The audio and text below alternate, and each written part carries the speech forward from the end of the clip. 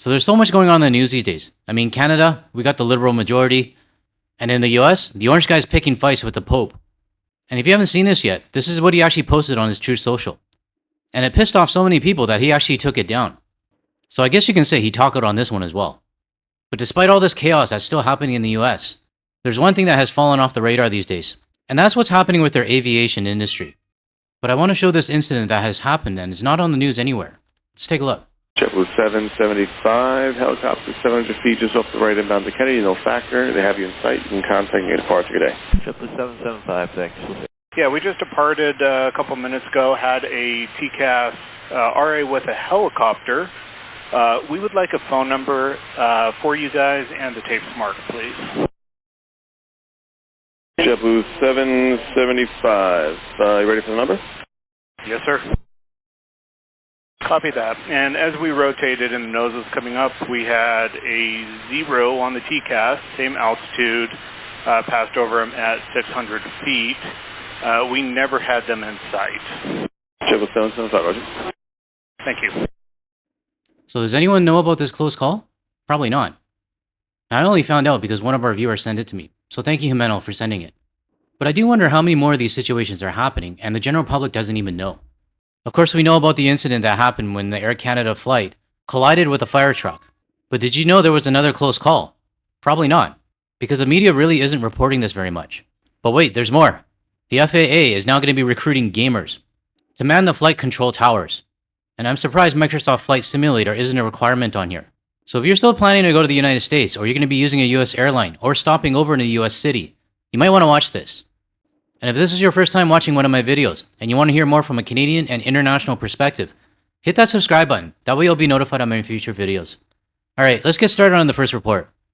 Now at 10, the FAA investigating after a plane is cut off by 2 vehicles on an LAX taxiway. And nobody was hurt, but the pilot is heard talking to air traffic control, shaken and worried for the crew after slamming on the brakes. CBS LA's Hunter Sowers is here now with the very latest on that near miss, Hunter. Yeah, guys, you can imagine. Pretty scary for everybody on board there that watched this or felt this happen. Thankfully, the plane was still on the taxiway, though, and that makes a big difference. They were not taking off from a runway. So it was likely those low speeds that gave them enough time to avoid a potentially deadly situation. Experts we talked to said there are definitely some lessons to learn from this close call.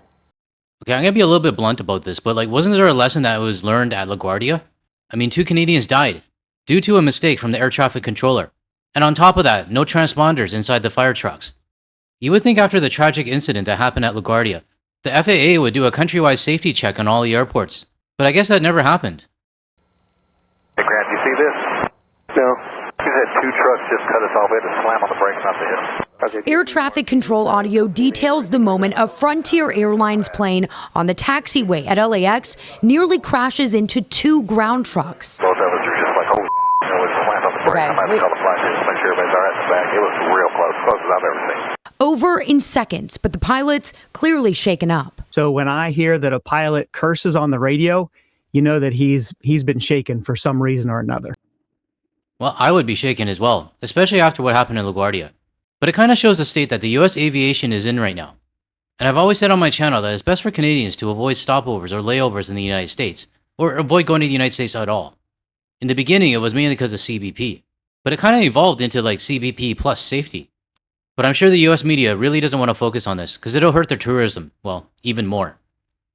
Former F-18 fighter pilot Brian Sunshine Sinclair says controllers likely didn't even see the incident because it happened in a blind spot. In this case, there are 3 specific locations at LAX that the ground people in the tower cannot see the taxiways. And so you can see that would be a risk. LAX has significant ground traffic with separate lanes for cars and planes. There are times where those intersect and the rules of the road would still apply. You got to yield to the bigger vehicle. Okay, so if there is a blind spot, what is LAX going to do about it? Sure, it might take some demolition or construction to remove that blind spot to get the line of sight back, but it doesn't seem like anybody's too worried about it, or taking any action on it. I guess they're just hoping and praying that nothing happens. I don't know, that doesn't sit too well with me, to be honest. CBS News senior transportation correspondent Chris Van Cleve says the FAA is going to want to figure out what happened. You could have had a very bad outcome for the people in those vehicles crossing in front of that airplane if there'd been a collision. but made it clear there are significant differences from last month's deadly LaGuardia Air Canada incident. In this situation, the plane in the taxiway was going roughly 15 miles per hour versus significantly higher takeoff speeds. Not a circumstance like we saw in LaGuardia, where you had vehicles that were responding to an emergency, that were crossing an active runway, that were under direct air traffic control. I don't agree with this downplaying. An accident is an accident. Doesn't matter if it's on the taxiway or the runway. Doesn't matter if it's a fire truck or a baggage cart. I don't know, maybe I'm just annoyed by how nonchalant this guy is about it. Guidance. Experts say this is a situation where improvements can likely be made. In my 20 years of naval aviation, a lot of lessons learned were written in blood, i.e. we had fatalities. Here is a perfect example of a get out of jail free lesson learned, right? Nobody was hurt, no equipment was damaged, and still there's a lesson to be had here. Let me know if you require any assistance.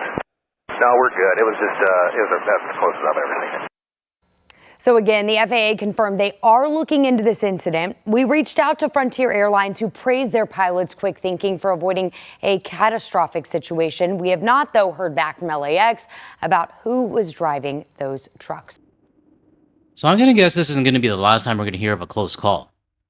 I mean, I think we just had one not too long ago, in California as well. A close call on a mid-air collision with I think it was a military helicopter or something. I don't want to sound like a downer or anything, but with the rate things are going right now, I don't think anybody should be surprised if there is another incident that does happen. Let me know in the comments below what your thoughts are on this. Now, moving on to the next topic. The FAA has a plan to fill the void of shortage of air traffic controllers, and they're going to be recruiting gamers. Now, I'm going to guess the angle on this is that gamers, yes, they have good reaction time, problem solving, and hand-eye coordination, I guess, with a controller or a keyboard. But as somebody who used to be a gamer in my teens and 20s, and somebody actually called me out on that because they saw my finger position on the keyboards. The WASD habit is hard to get rid of. If you're a gamer, you know what I mean.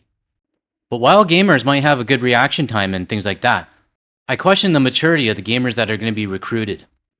So let's get started and take a look at this report on recruiting gamers for the FAA flight control. The FAA is targeting a particular group of applicants to fill vacant positions: video game players. In a statement released on Friday, the FAA launched its new recruitment campaign. It's aimed at reaching the next generation of air traffic controllers. The announcement comes as the FAA faces a dangerous staffing shortage. News Nation's Marcus Espinoza is here with us. Marcus, good morning. It's always good to see you, my friend. Busy start at the airport. I'm hearing and seeing all the activity behind you. Talk to me about the type of outreach FAA is doing to attract these new controllers. Hey, Hannah, good morning. Yeah, a creative campaign coming from the FAA here, as the Transportation Secretary has launched a new hiring campaign to try to bring in thousands of air traffic controllers. But the audience that he's targeting is one that you might not have guessed before: people who are good at video games, and of course anybody else who is interested in becoming an air traffic controller. He announced that this is going to open up on April 17th to about 8,000 maximum applicant threshold. So about 8,000 people can apply there. The agency currently has 11,000 ATCs protecting airspace right now, another 4,000 in training, with about 1,200 new hires onboarded this fiscal year so far. So I'm really curious, what's going to be the psychological and personality requirement to be one of these air traffic controllers? Because I honestly would not want one of these guys managing the air traffic controller when I'm in a plane about to land or take off. I don't know, I'm just speaking from my own experience. I mean, I have friends and people I met online and played games and stuff like that. And some of the people that I meet, I mean, even some of my old friends, they would rage quit and have anger issues the entire time. If they ever told me, hey, I got a job as an air traffic controller, it would freak the shit out of me. However, we have not forgotten about the tragic fatal crash that killed 2 pilots at LaGuardia Airport less than a month ago. That involved an air traffic controller initially giving permission for a fire truck to cross a runway and then immediately reversing that order to no avail. The FAA has not issued a cause of that crash, and a preliminary report is expected within the next week or so. When it comes to the hiring, though, Duffy released a statement, the Transportation Secretary, and said, in light of all the challenges facing the industry, he said that times have changed, and that requires the agency to recruit differently now. And that includes a focus on skilled gamers. many of whom often have high levels of multitasking ability, spatial awareness, and rapid decision-making abilities as well. So if you happen to... Sure, I give the gamers that. But some of them might bring this to the table as well when they're working on their job. I told you. What'd I say?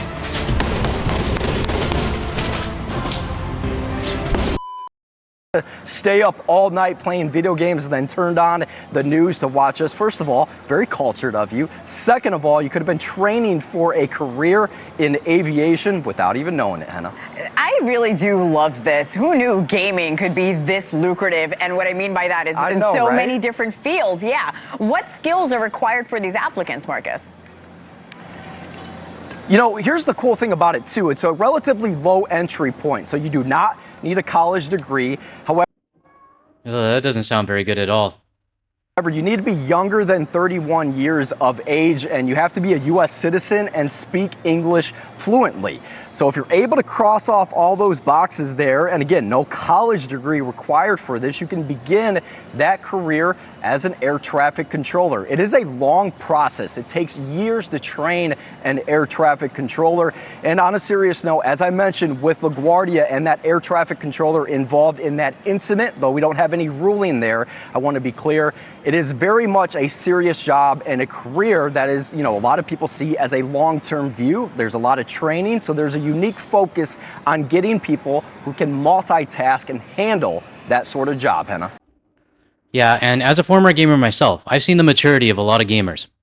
I mean, hell, I still have some friends in their 40s that are still playing on a daily basis religiously, and they got anger issues. There's no way in hell I would want them working an air traffic controller job. Hell, we didn't even want the guy ordering pizza for us. Now, I'm not going to generalize all gamers. I mean, there is going to be some that are mature enough to take the role properly. And I do hope that when the FAA is screening the gamers, it's not just on their technical skills and reaction skills. There needs to be a maturity and a psychological test as well.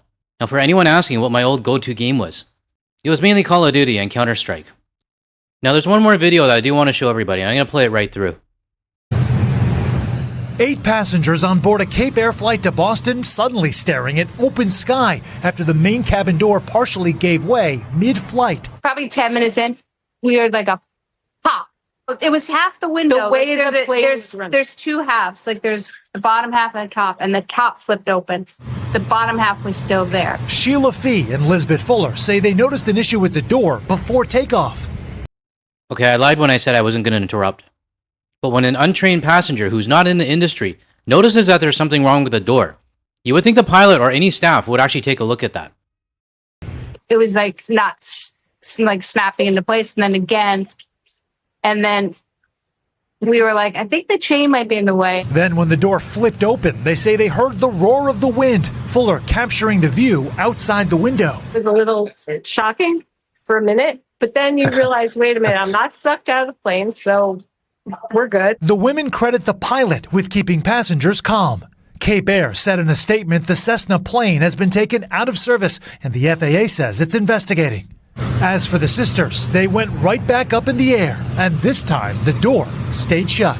You guys went back and got on another Cape Air flight, like how much longer after this? Like an hour and a half. Wait for the plane to get there. And she was the same pilot? Yes. Which was good. It was like, we felt good about it. Well, I'm glad they can laugh it off a little bit. I mean, it is a scary situation. But it should be a situation that should have never happened. Now, I know some people are going to say, oh, it's just a small commuter plane. It's not like it's a Boeing 787 or an Airbus or anything like that. But it doesn't matter. A plane's a plane, and an accident is an accident. So I want to hear your thoughts on this. What do you feel about the current state of the U.S. aviation industry? Let me know in the comments below. To close off this video, I would like to give a shout out to Ryan, who sent in this photo of Campbellton, New Brunswick. And I think this is going to be a sunset photo, or maybe it's a sunrise. I'm not really too sure. But if you know, let me know in the comments below. So thank you very much, Ryan, for sending this over to me. Okay, that's it for this video. If you found any value in anything I said today, or you want to hear more from a Canadian and international perspective, without the US media bias, make sure you hit that like and subscribe button below. That way you'll be notified of my future videos. And if you want to see more of my videos, or you want to hear the cat, check out the videos that are going to show up on your screen shortly. Thanks everyone. I'll catch you in the next one. Okay, let's go eat.